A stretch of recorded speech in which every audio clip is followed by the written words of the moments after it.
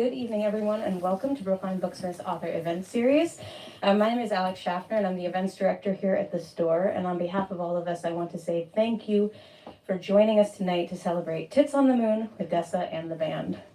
A bit of housekeeping. At the end of the event, we'll be selling more copies of the book. That is at that register back there. There's also some wonderful merch being sold by the team at the table at the very back. If you haven't picked up your pre-ordered book, that will also be at the counter, and Dessa will be signing books up here at the front. We'll pull out that table and we'll get things going. So once you have your books in hand, you'll just want to line up down this aisle and make sure that people can get out as well. Thank you so much. Also, we are so thankful to you for being a part of this evening. As an independent bookseller, we are entirely dependent on a community of dedicated readers. And by being here, by buying books, by showing up on the internet, and sitting in these seats, you are part of that community. So again, thank you. We've been here since 1961, and we can't do that on vibes. So now I could not be more excited about tonight's special guests. Dessa is a singer, rapper, poet, and author who's best known for her work as a lyricist, composer, and vocalist, but her art is not dependent on medium. Rather, she floats from essay to composition to memoir to poem, and wherever she lands, she instills her work with razor insights and lightning language. Her voice will lull you into raptures, and her words will cut you to the quick.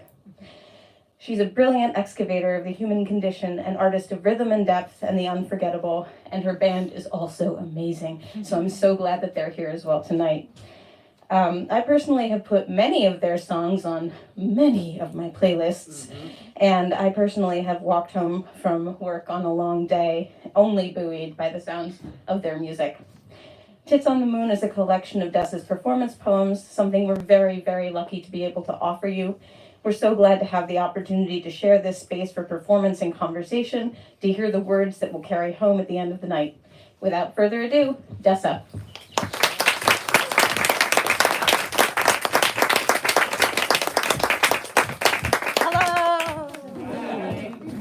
Hi. Thank you so much for coming. Thank you. All right. As Alex mentioned in the super generous. Oh, you sure? Here, am I focused? Are we on the internet? Is it all happening? Good. Fantastic. As Alex mentioned, the new little collection is mostly stage poems. So I started as a slam poet many years ago. And when I eventually got into rapping and performing live on stage with a rap crew, very often there were some points in the show that something went to hell by virtue of people jumping and like bouncing a mixer completely off the table. Yeah, exactly. The power goes out, or there's some weird fight because somebody's girlfriend is at the show with somebody else's girlfriend. And so during those moments where we would stop the music, or the music was stopped for us by a technical error, it was kind of helpful to have a poem on hand to buy time while the situation could be corrected. So in part, that was the inspiration for this little collection. How are you? I'm really happy to be here and hear you again. Fantastic. Wow, we have heavy hitters in the house.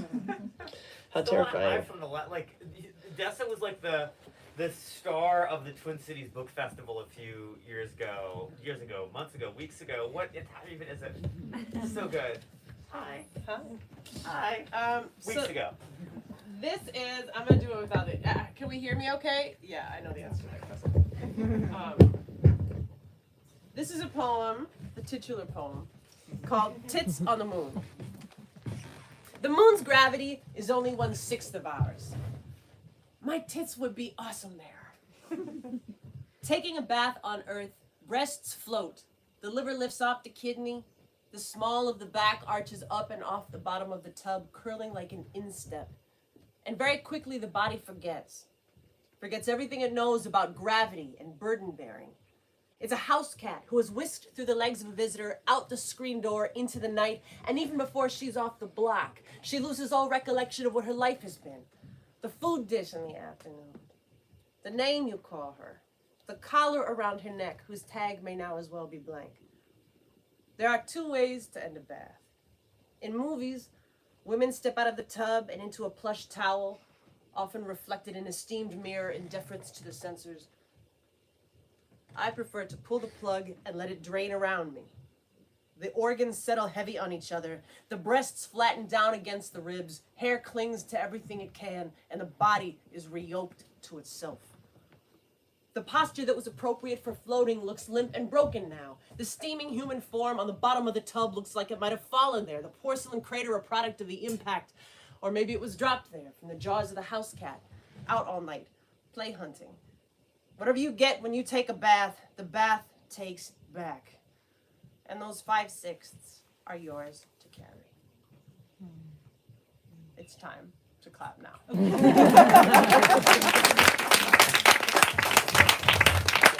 Okay. And I've always been fascinated. Does anybody have a dime? It's hard out there on the road, you know? I've always been fascinated by anatomy. You got one? Hit me. Thank you. Thanks. I've always been really fascinated by anatomy, and so there we go. There we go. Thank you. A lot of my like day job, when I was trying to make my living as a writer and as a musician initially, I wrote like pacemaker and defibrillator implantation guidelines, you know, and so it was a lot of like watching like porcine like pig hearts beat water to try. Yeah, it was very intense, and I didn't go to medical school, so I was always like dodging physician questions about hard stuff so that I could like look up the answer later, and I would try to buy time. I wore my mother's wedding ring to look older, and I had a pager with no batteries in it. That whenever I got a hard question, I'd be like, absolutely. You know what? I do have to go. And then like, oh my God, what does that mean? But the fascination with anatomy, I think, also informs a lot of the artsy stuff that I do. This is a poem called "The Body." Most of your body is water. Also, most of your body is oxygen. Also, most of your body lives in darkness because it is the part of your body that is inside of your body. Some of the water that is your body will leak out through your skin at the gym. If you removed all of your DNA and piled it on a coffee table, it would weigh only about half a pound. Your body is yours for as long as you're around, but it will last a little bit longer than you do. Your body comes with thumbs that don't seem particularly special until somebody explains them to you. Your body is a spacesuit. You are not viable outside of it. Your skeleton is a puppet wrapped up in its own strings. Your life is a brief parole from non-existence. Most of the cells in your body aren't human. They're microbes, technically not yours at all. Your body is the holster for your name. You will have to share your name with many other people. You will probably share your body with some people too. There are only 2 alternatives to death, but we haven't discovered either of them yet.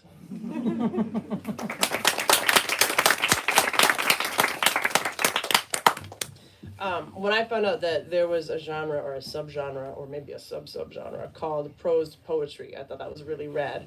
I would say I've been a professional writer for something between 5 and 20 years, depending on how you count. I still don't know what makes poems other than when you press return sometimes. But prose poems look like paragraphs, and I thought that was dope. This is a prose poem called Bot. It's always as I'm finishing the last assignment of the day, everything loaded and ready to go, that I hit one of those CAPTCHA screens, the little wavy letters you're supposed to rekey to prove you're not a bot.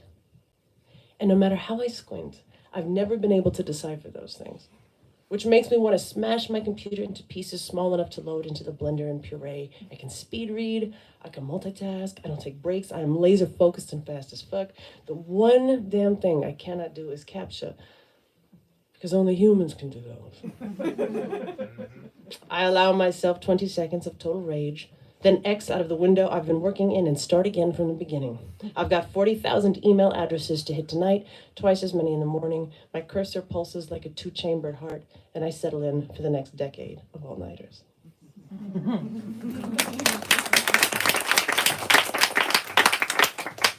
I don't love, I feel like we have to collectively, as a room full of people, find an alternative to the opera clap. You can decide a lot of things. We could try snapping. We could try, but it doesn't feel good. So let's just audition some stuff. You like, Okay, close my.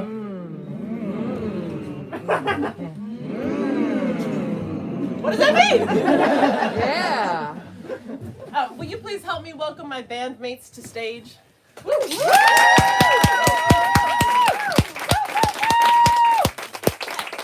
This is Aviva J. And this is Joshua, aka Jay.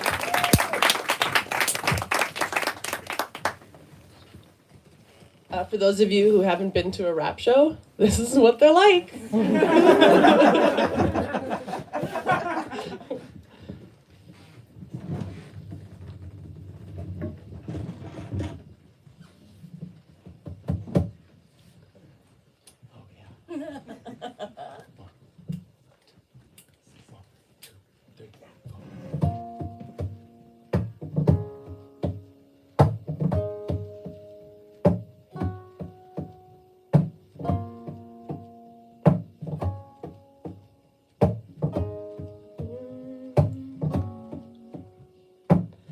Running water, standing wave. I'm looking at what must be your pet hurricane. Got you so spun, no break from the rain. Your roof held off your floor by just a trembling window pane. Maybe that ringing in your ears is just her bell around your neck.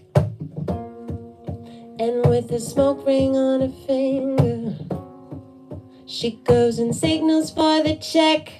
Dolce and Gabbana, Sodom and Gomorrah, broken Lincoln Bio. Can't tell the hunger from the boredom anymore.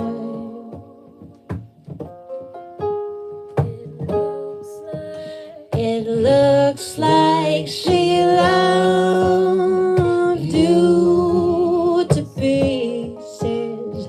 It seems she's been having the time of your life.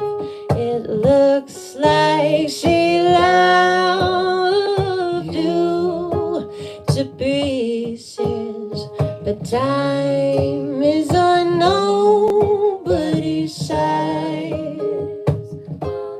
Nobody's side. Her double take and single give. She's out of pocket running numbers, not my business. But I can see how broke you're going every time I visit. This life of yours passenger just as fast as she can live it. Dolce and Gabbana, Sodom and Gomorrah, broken Lincoln Bio. Can't tell the hunger from the boredom anymore.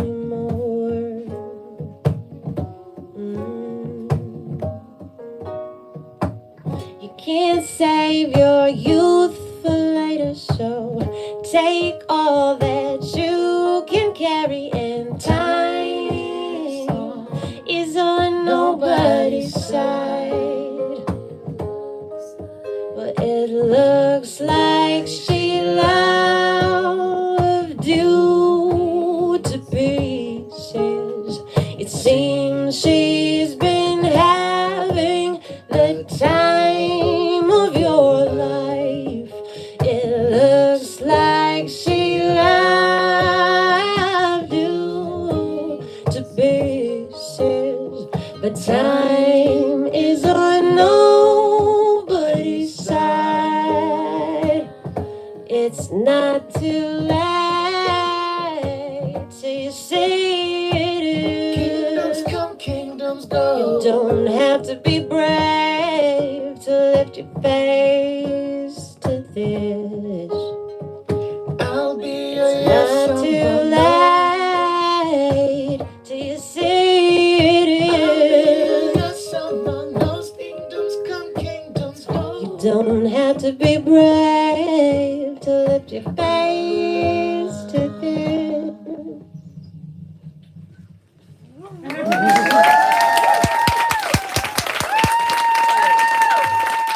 Aviva J on harp and vocals.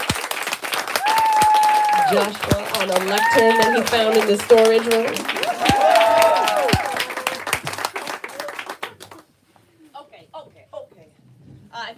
addition to some of the poetry in the book, which is brief, obviously, it's a slim little volume, shout out to Studio on Fire for what I think is a fucking traffic-stopping cover. Looks so cool! In addition to reading some of the poems from that collection, I thought I'd share some new stuff too. I am not to brag, but I am a contact lens wearer. And this poem is called AccuView. Soft contact lenses are like helper jellyfish. Each one comes in a tiny plastic dish, sealed with foil and floating in a pool of private sterile tears. They last 2 weeks, and you are not supposed to sleep with them. The wetness of the saline and the wetness of my eye suck the contact into fit and pull focus of the world, so that objects that have melted into one another overnight separate like dancers parted by the gym lights. The hex tiles of the bathroom floor snap crisp. My reflected face, tired, reports the freckle census. My interior even is corrected. Capillaries distinct now from round red organ meat. Bones cratered by tiny pores. Each tumbling blood cell neatly dimpled. And outside my apartment, the leaves on every tree secede from the collective green to stand alone with one vote only. Distant street signs crystallize to tell me where I am and what I may not do. 2 weeks spin by in 2020, and we are at my favorite part. On the evening of the final day, I like to whisk one lens out and fling it. Sometimes while I'm walking, sometimes talking on the phone, I'll just drop it and let the lines relax around me. Let the convex wonder flutter, still soft and warm like robot flesh, and then I'll do the other.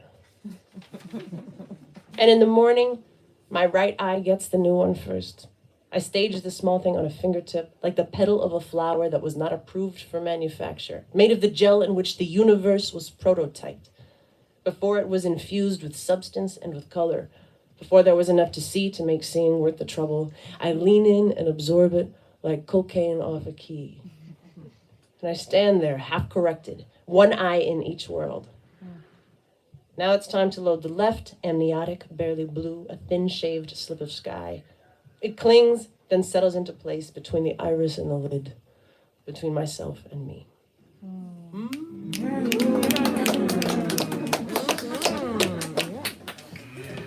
I don't know.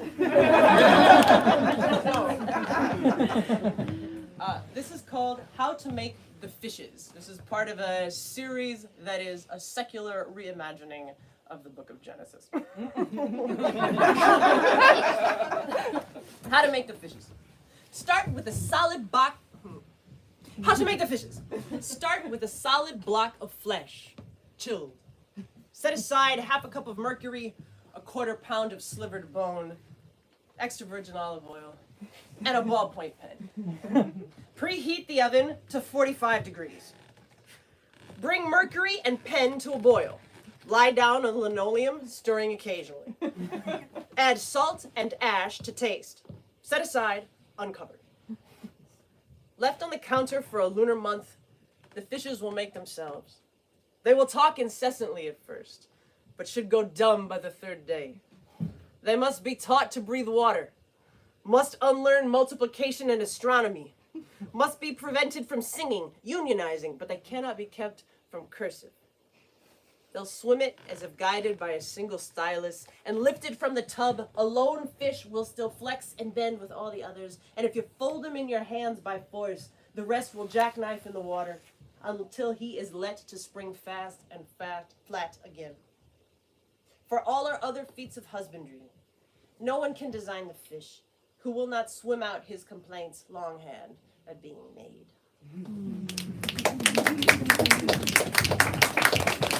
I feel like no modern poetry reading is complete without the one from the laptop. It's so gross! I find it so disgusting, and yet here we are together. It's disgusting.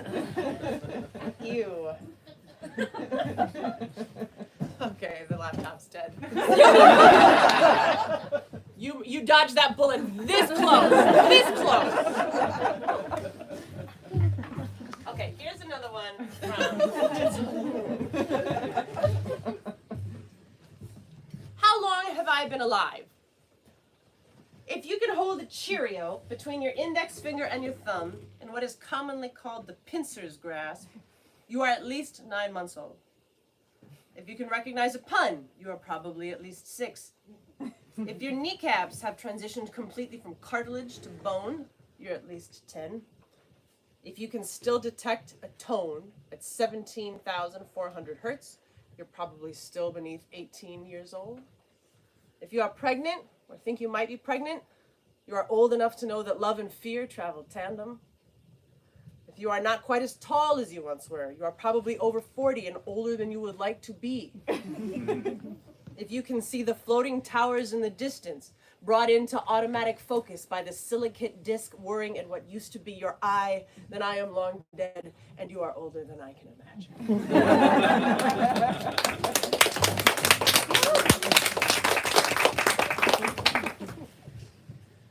Let's do Life on Land, yeah? Feel like counting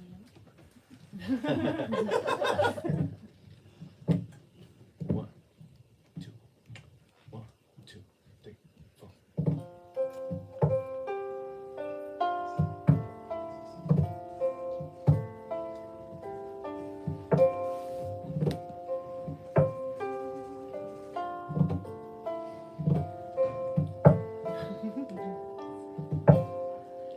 Flip a coin, flip a card, I don't care where we are. The picture and the sound won't sync. Some things time can't fix. I'm built for nights like this. Don't mean I'm proud of it. And the rose in my teeth was a pin, so it seems. You pull it in your brace to blast. Get ready for the bang and flash. Alright, just one last dance. Make it fast. But I know how the tide pulls deep. Eyes open, but the mind's asleep. Flash frozen in the driver's seat. Lights in motion, but they're lost on me. There's a dozen selves inside you, trying to be the one to run the dials. Some aren't even on your side. When the hunger comes and finds you, only code it knows is road survival. You'll do the rest in your spare time, trying to get that universal feeling in an invite-only private room. Guess the ring came off in the cloud. Looks like you pawned the silver lining around that cloud that follows you. Guess that good old push came to shine. But I know how the tide pulls deep. Eyes open, but the mind's asleep. Flash frozen in the driver's seat. Lights in motion, but they're lost on me. Out in the water, you can't touch bottom. It pulls you farther. Life on land forgotten. The world turns over, I'm pulled under. Stone cold sober, but I feel nothing. World turns over, I'm pulled under. Stone cold sober, but I feel nothing. I'm just a girl in the body of a boy, in the belly of a whale. You can't be sure, this far from shore, which winds prevail. But I know how the tide pulls deep. Eyes open, but the mind's asleep. Flash frozen in the driver's seat. Lights in motion, but they're lost on me. Out in the water, you can't touch bottom. It pulls you farther. Life on land forgotten. Ooh.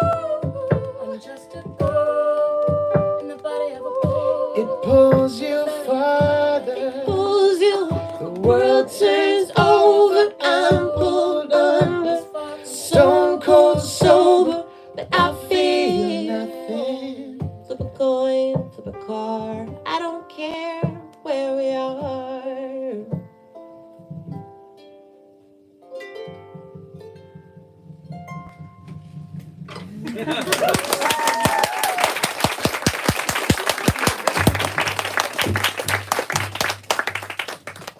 I'm tempted to do like it's a small we're a chill enough room. I'm tempted to do some Q&A. Should we try? Yeah, okay, that's a couple yeses, then we got it. Oh right. That's the laptop was dead inside my body for a moment. Okay, if you've got a question, I think you know where to put your hand. It's in the air above your head. Yes. So I'm an English teacher, high school English teacher. Thank you. And I've actually used some of your songs in our poetry units in class. So I would like to hear from you, which songs do you feel would be the most, what would you like for students to be their first introduction to your music? Oh, that's kind. Do you mean like what would be the most, like if I were a teacher, what do I think would be most instructive, or just like what do I hope that someone would hear first? Both. Both? I mean, I guess there's a song called Annabelle that we haven't played live together, have we? We haven't, yeah. We have. Oh, yeah. This guy, he was just in the storeroom. Okay, you want to reshelve stuff now?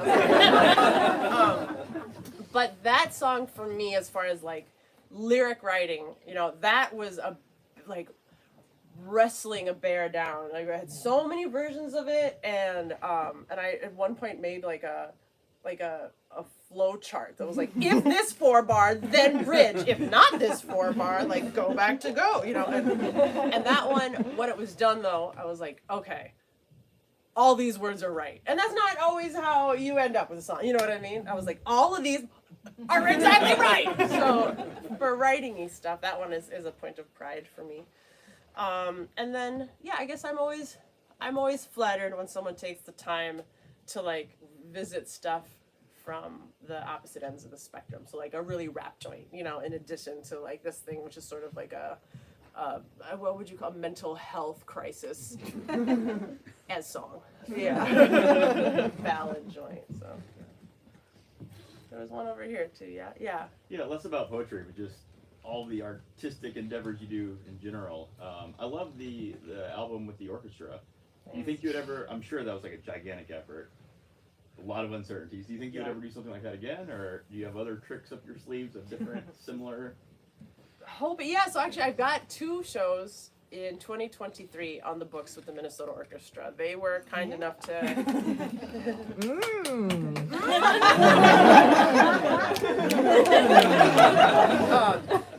They were kind enough to, like, they made that invitation, you know, so it's very much a Sadie Hawkins stance where they ask you, you don't ask an orchestra. So after we worked together the first time, I think we were both super stoked. Like, it was a lot of work. There was a huge learning curve for me, way more than with the orchestra. Even just, like, the first time I stood on stage to just, like, do a rehearsal, it's bodily, it's disorienting for you know, the environments in which we play, 99.99999% of the time, unless we're in this bookstore, there's like monitors, you know, by our feet. So that's what we're listening to, our own sound. And then there's speakers, you know, facing this way for you guys, right? So all of my recorded and live career, like, if you can't hear, you bend down a little bit because then you're closer to the monitor. You know what I mean? You're very aware directionally where that is. And then performing with the orchestra, like, all the sound was coming from behind, like, my ears are facing the wrong way for this job. Like, and this is raw. So it was like being sort of like hit from behind by the music as it made its way past you, you know? And so even just that was like seasick a little in the beginning. And then also learning to maneuver with like, in an environment where time is organic, you know? You're not on that kind of mechanical quantized downbeat. And so learning, I mean, which feels like the fridge is alive. It's like something that you are used to being a machine is talking back to you and has its own ideas. And so that was tricky. But at the end, I think we we recorded something that we were just super proud of. And yeah, so anyway, we're going to be doing a couple of shows with them, and I know that there'll be some ways to follow along. Becky, can I say that? It'll be on TV, so you can watch it. Yeah. I wasn't supposed to say that. Okay, maybe don't tweet about it. Thanks for asking. Yeah. I love your podcast, and I was wondering how you got into science communication. Are you a sciencey person, or do you like science? Yeah, I'm a psychologist. Okay. I really liked science, I think, ever since I was a kid. Admittedly, I don't have a great head for like physics and chem. You know, I can kind of rotely memorize and learn and regurgitate, but the life sciences stuff, it feels like, I don't know, when you realize where an aptitude is. Like, I have no aptitude for navigation. I do have an aptitude for languages. And so for me, that life science stuff was just like really magnetic. And I dug it as a kid and just sort of, I think on my own time, you know, kind of kept reading up on layperson facing stuff, you know, so I'm not like up to my elbows in like PLOS all the time, or, you know, the fresh studies. But I really like people like Mary Roach who combine, like the ability to combine technically challenging smart stuff with a casual presentation style. I think it's completely possible, and I think sometimes to not say things plainly isn't because the content is so technical that it's impossible to do without big words. It's because it's gatekeeping and it keeps it a player's game, right? And so I think the idea that for philosophy, which is what I studied, and for life sciences stuff, like developing a way to communicate that stuff well becomes important enormously when all of a sudden it's like, oh, yo, we haven't been teaching exponential growth curves very well. Remember that? Remember that? Like, what does R not mean again? Like, all of a sudden, these basic science terms were like life and death shit because people were having a really hard time imagining the hockey stick, right? You know, of that exponential growth curve. Or we're learning in our 20s and 30s and 40s what would have been great to like have a solid beat on in 7th grade, you know? So I think that we don't do general science literacy, at least, at our cultural peril.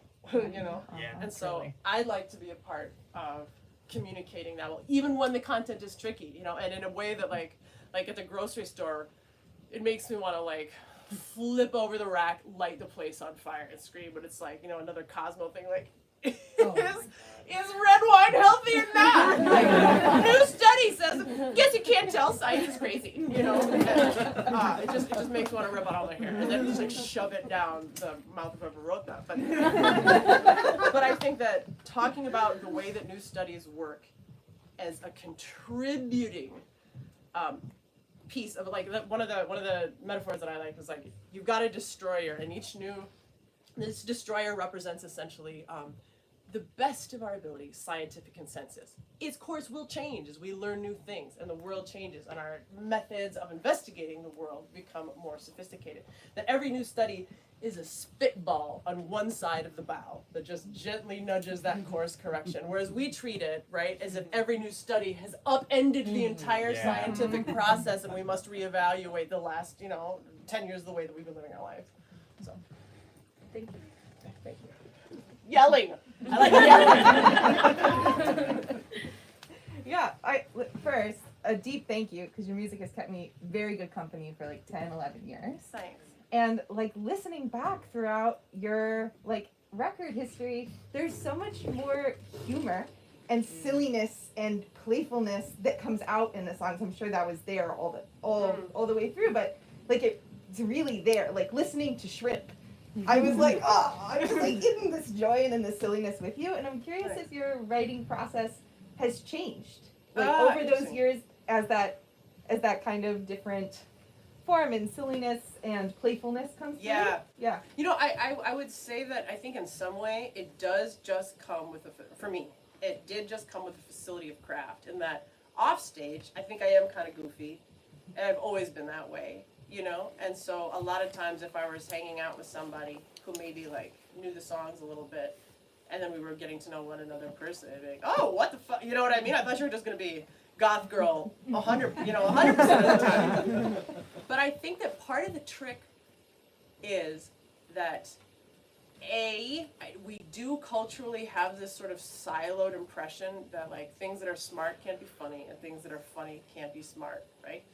Or are infrequently smart. And so there was probably me just being young and wanted to be taken seriously, right? So you're writing the most serious, deep shit that you can all the time. Probably that's part of it. But also, I think because I work in a quantized form that's regular, so the meter remains unchanging, I think that's a really big challenge for humor, which depends so often on timing and on surprises of timing. That something happened way faster than you thought it was gonna, or something took way longer than you thought it was gonna take. And so working in a meter where, working in such a metered world, I think I think humor is more difficult. Whereas on the page, I felt comfortable doing that from the beginning because you're kind of free to maneuver tonally as you like and ungoverned.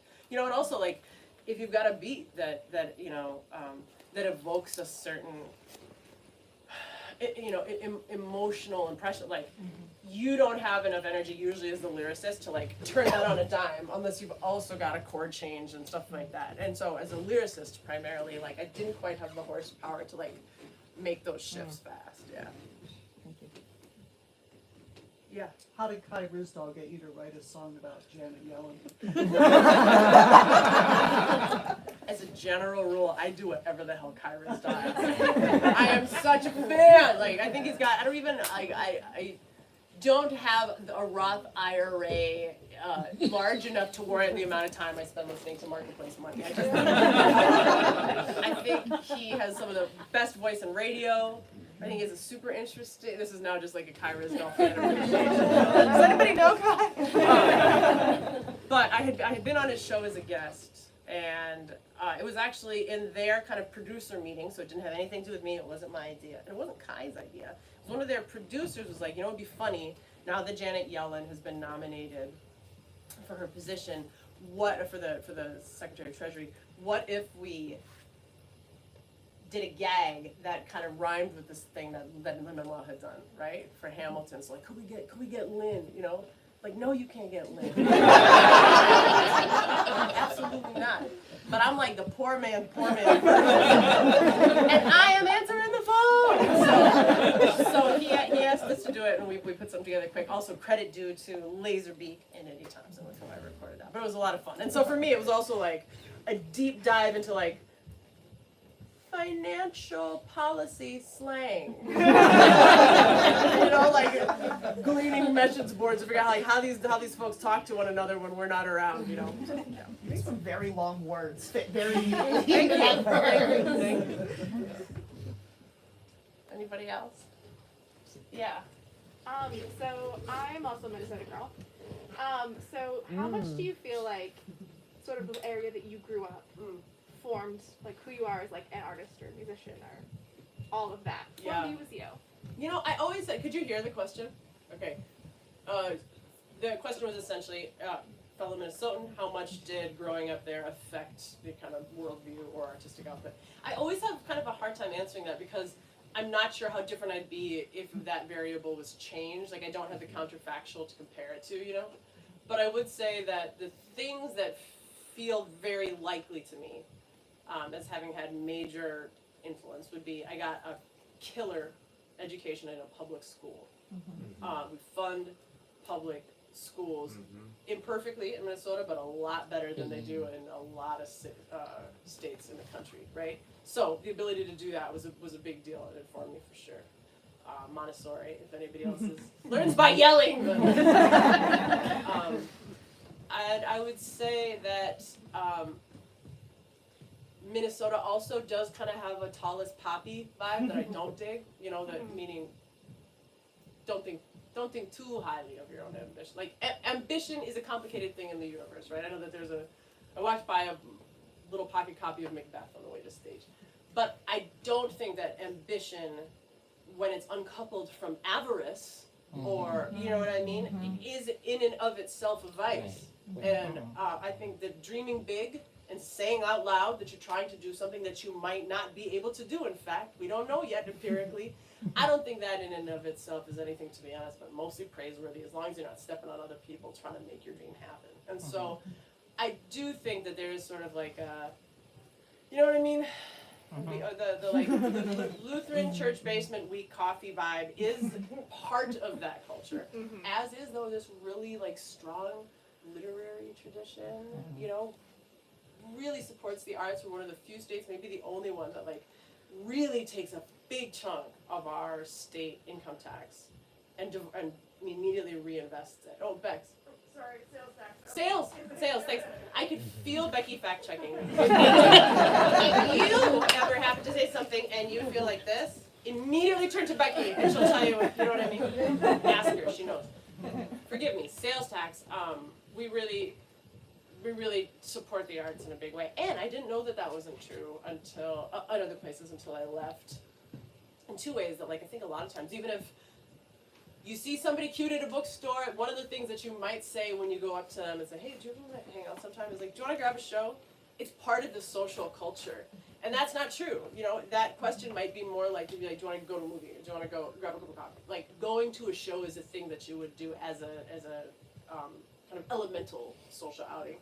And then lastly, because we don't have big music industry infrastructure, the genre lanes are crazy permeable. You have all sorts of mixed bills, like metal, a choir, punk rock kids, drunk rock kids, rap kids. Like that was, I didn't know how unusual that was until we started touring. And I remember touring with a metal band called Beret.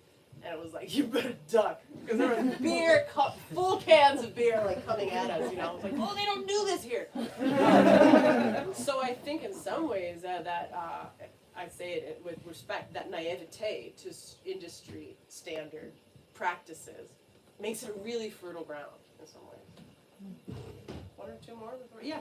For the podcast, how did you choose topics? Were you kind of given free reign to, you know, go to waiting in line and things like menopause and stuff like that, or did you have to kind of pitch it to whoever you're working with at the BBC? Yeah, so I do a podcast that is not about music. It's about essentially like behavioral science for the most part. It's called Deeply Human, and it was a co-project of the BBC, based in London, and American Public Media, based in Minnesota. And so there was a lot of cooks. And I'm sure all of us, right, would thought we had the best ideas all the time. But for the most part, I was in the company of a lot of generous colleagues. So I would say I was always welcome to forward ideas.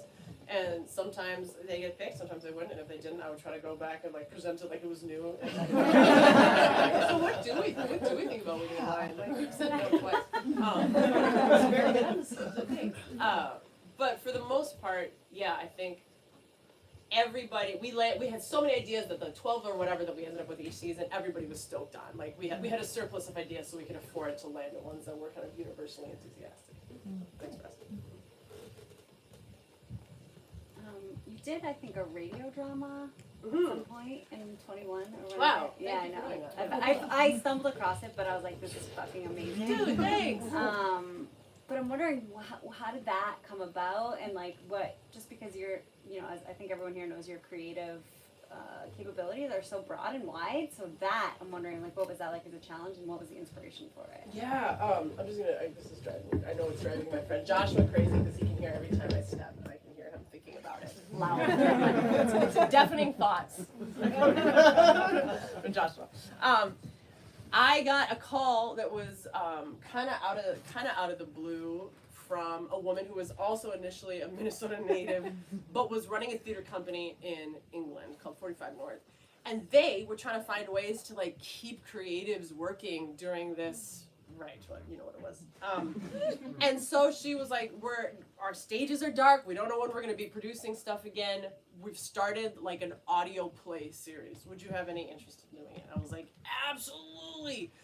The English also are really good. Like they own that shit. Like the radio dramas, you know, and not just the old, you know, kind of vintage, like mid-Atlantic accents one, but like the way that they couple production with audio-only storytelling, like they're just a very audiophile culture, you know? And so I went and listened to some of the old ones to try to like get a sense of like, what did I dig? What didn't I dig? And then because it was the pandemic, they had gotten some guests. I mean, they're a theater that's like tiny, you know? And they were like talking with Emma Thompson about voicing stuff because these big name actors were so, they weren't working, and I think that a lot of them were really generous and felt for the artists beneath them who didn't, who really didn't have like a fiscal cushion to be able to weather this in the same way. So they had these huge voices doing these little tiny plays, and so of course on the career thing that was an easy yes to me. So I wrote it, and then we made lists of people that we would love to cast in the lead role, and they all turned us down, and so I was the lead role. Yeah. It was a lot of fun. That one is called On the Line. You named that. On the Line? On the Line. It's called On the Line. And it's sales tax. One last one, and then I think we got another song to play, and maybe one more poem before we wrap up our little evening. Yeah. What's the movie you've watched the most? Ooh, okay, I am kind of neurotic about it, and that I don't like watching movies again because it feels like I can feel Aviva. I know that she's doing it. It feels like it makes me die faster. I just mean like I'm aware of the opportunity cost. Sorry, I know I'm not dying faster. I'm a science communicator. Did you know? I just mean there's so many movies, and I know I'm gonna die before I see them all. That I like. Do I really want to watch this one again? I'm not. I feel like I lost the whole. You literally, somebody went like this. At a bookshelf. Princess Bride. That's a great one. That's one of the few that I don't feel my lifeblood, draining away. On that note, let's do one more song. This one is Good Grief.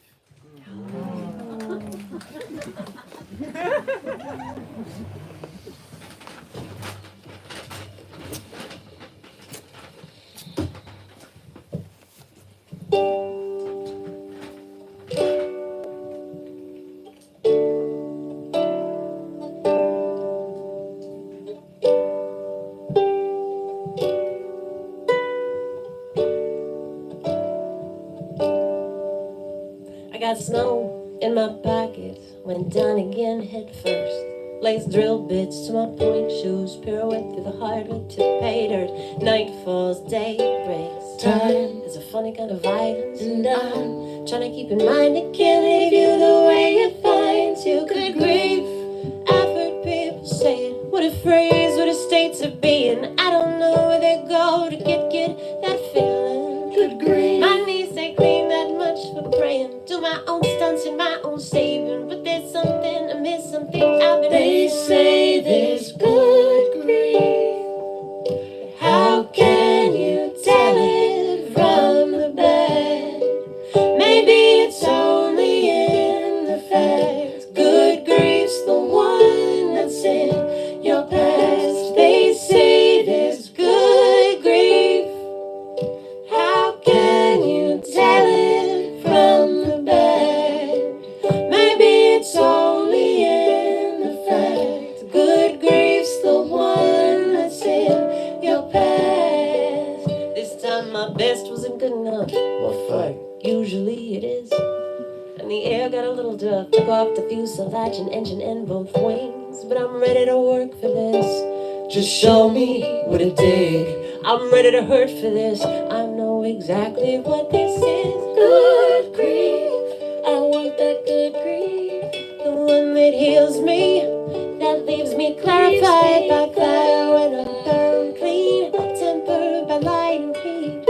All in the dead of morning, I'll be better for it and then fortified. I'll rise. Bust the hydrant, let it spray champagne. Wings are broken, but I feel no pain. It's real today. I know this feeling. Let it rain. They say there's good grief, but how can you tell it from the bad?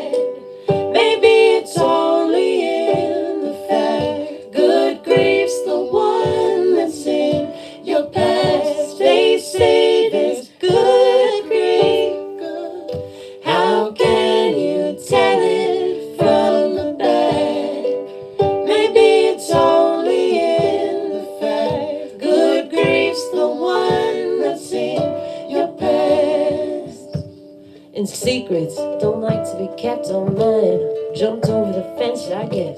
I should be upset, but I'm in my nightgown on the lawn, thinking it better that they're gone. I've been afraid of this so long. It's a relief when it goes wrong. Oh, I'm here now, and asking melt me down, recast me, burn me clean, like glass from sandy ground. 'Cause I'm here now, and asking melt me down, recast me, burn me clean, like glass from sandy ground.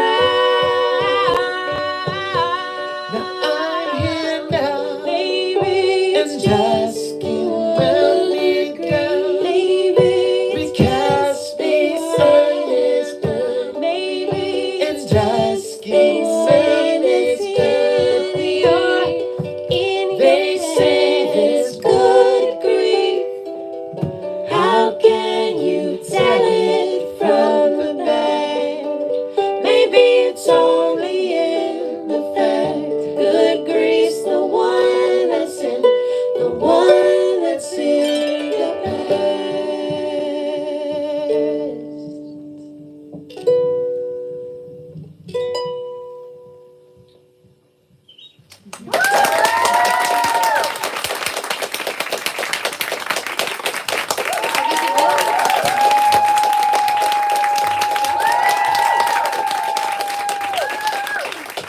All right, one last poem.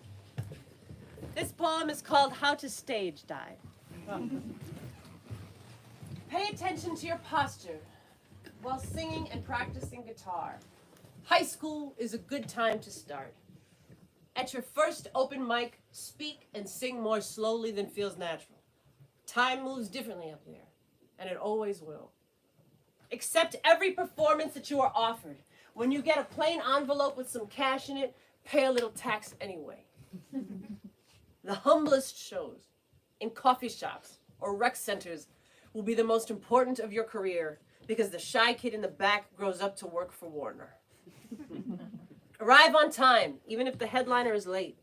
Don't eat or drink anything expensive backstage unless invited. Stand by the merch booth after the show. If you played well and you have a Sharpie in your hand, it will occur to somebody to ask for an autograph, and then a line will form.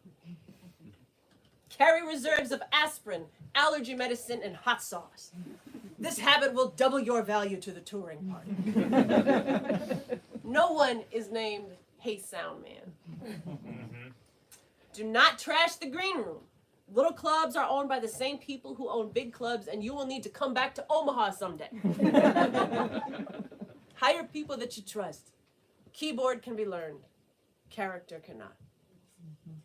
Yes, a grilled cheese can be made with a hotel iron. Do it once and then get over it. The grease is fucking up everybody's clothes. Help load in the heavy gear. The band will notice and talk about it when you are not around. Your van will be robbed. Bring the merch cash and your laptop inside every single night. When your name is on the marquee, take a picture. You're allowed. Perform at least one song very well during sound check. The bartenders are listening, and they are the viceroys here with the ear of the booker whose pen signs your checks. Invite the openers to help themselves to the cheap beers. Save the good stuff for your people. Pick a city where you have a strong draw, preferably a sellout. Towards the end of the set, play your second biggest song and ask the band to loop the outro. Walk to the edge of the stage. Lift your arms. Take a small step that puts your toes over the edge. The two front rows are close enough to see what you are thinking already.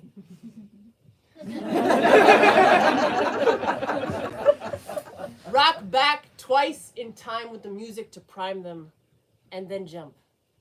Land on your back, on their bed of palms. You will not feel weightless. You will feel the full heft of your grown body muscled up to the light by drunk people of varying heights. And you will want to lift your head to look back at your band, your friends on stage, to say, this is crazy, or come join me. But you don't have time for that, because now you have to focus. Look up at the light ceiling, the trusses, the calcified smoke.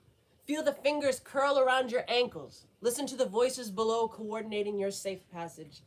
Make yourself into a battery to store some of this feeling, because it is the currency of your life. And it is only ever dispensed this way, sandblasted. There will be some years, many months, where you will receive no payments at all. And you will need to draw on this reserve of elation and arrogance and selfishness and selflessness while your friends buy dogs and houses. You can't steer, really. The crowd just sets you back on stage when it is time.